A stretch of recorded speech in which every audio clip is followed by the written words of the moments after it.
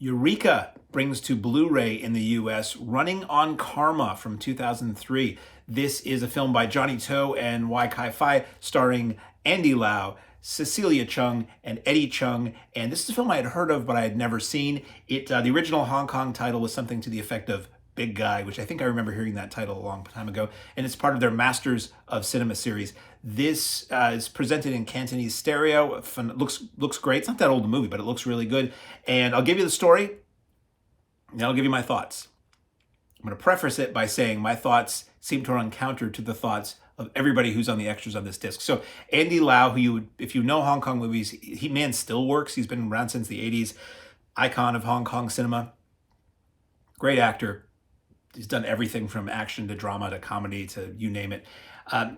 He stars in this as a guy named Biggie, who's a muscle man. He's a bodybuilder. He's a male stripper. He's got huge muscles, and that is achieved by him being in like a prosthetic full body bodysuit, which to my eyes looks ridiculous. It makes me really hard to take seriously. Apparently, the previous film he had done, he was in a fat suit, and this is sort of a continuation of that idea from even from the same filmmakers, but the bodysuit didn't work for me. He basically has cartoonish like super strength and psychic abilities, or he has the ability to see people's karma, so he can see who somebody was in a past life and know if they're going to die, or know if their life's not going to go well based on what they did in previous incarnations in the world. And he teams up with Cecilia Cheung, who's a cop who's just surrounded by a-holes at work, who's trying to track down a seemingly like superhuman, murderous Indian Zen master or something who can contort himself into tiny spaces. There's a murder scene, and the cops go there to investigate, and they open up, or maybe we see this in the film. He basically emerges out of there's like a small, not so big, let's say a gas can or something, or olive oil can or something like that, and this full-bodied tall man uncontorts himself out of it. It's, to my contemporary Western eyes, it's incredibly goofy and silly. So the whole film goes, Cecilia Cheung makes friends with Andy Lau. The cop is making friends with this guy, and after she busts him at a strip show in Hong Kong, and he reluctantly keeps helping her, saying, this is the last time. And he ultimately, unfortunately, sees that her karma is not so good, and she might be kind of doomed, and that changes how she executes her life going forward.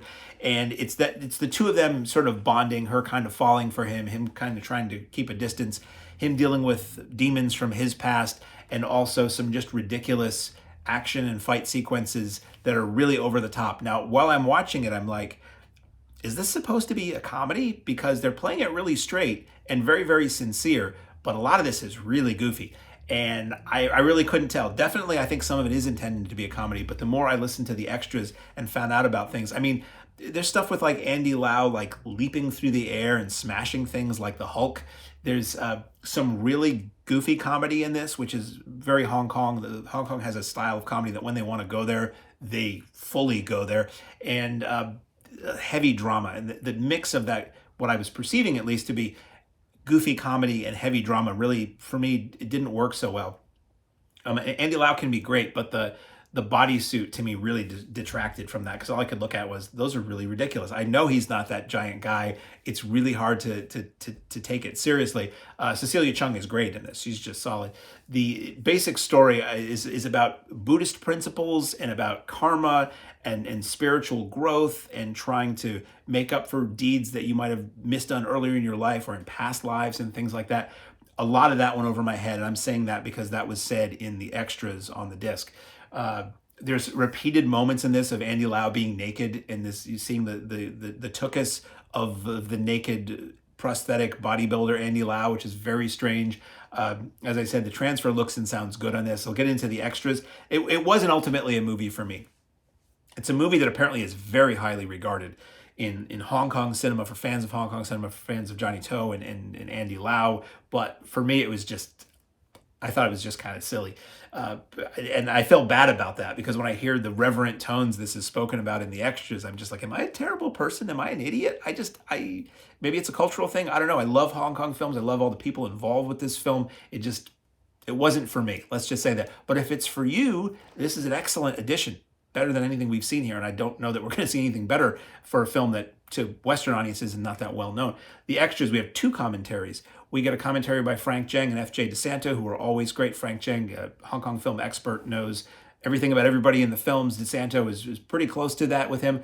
Separate, I think, earlier commentary might have been done for the first Blu-ray or DVD release of this a while ago. Clearly, it was done a bit earlier than the one that the Frank Cheung solo commentary is referenced in the Frank Cheung F.J. DeSanto commentary as Cheung saying he appreciates the film a lot more now currently, and he's learned a lot, or he's grown, or things like that. So it's interesting to have 2 commentaries by the same person and have that person sort of not make corrections, but refer back and reflect back on what they had said in the previous one.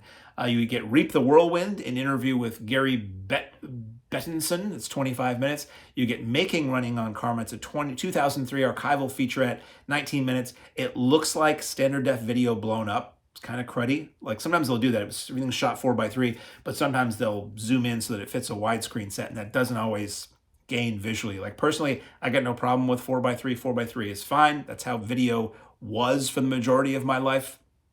I don't have a problem with bars on the sides the same way I don't have problems with bars that go horizontal. Yeah, it looked a little cruddy and artifacty, or what my notes say here, but it's really good insight into the film and a lot of on-set video footage. So it's always cool to me to see a scene that you know or have just seen in the film in video resolution, which to my eye and brain is closer to reality from like a slightly different angle, or you see them rehearsing a scene. So that's very valuable if you're into that. And I said that's like 20 minutes of that. And then you get the original theatrical trailer that's a minute and a half. Packaging. They always do a nice job with Eureka. So you get a slipcase with representation of the artwork and all the specs. This is region A only, so this is only good in North America. Eureka being a British company, sometimes you might get a release that's region A and B, which B is for Britain. I mean, that's not why they call it region B, but region B is the UK, that area of Europe. But sometimes it's just for both. It'll play in both over there and here, and sometimes it's just here. So we slip that off to reveal different artwork on the cover. Classy, front and back. Crack it open, and we get a little something on the disc there. Not schmutz, artwork.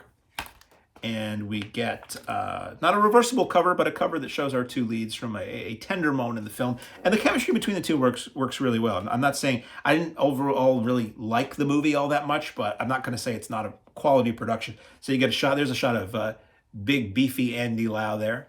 And I'll tell you what's in this booklet. Very colorful, nicely designed booklet. We get cast and crew. We get The Burden of Hope, Untangling the Stylistic and Moral Knots of Running on Karma by David West.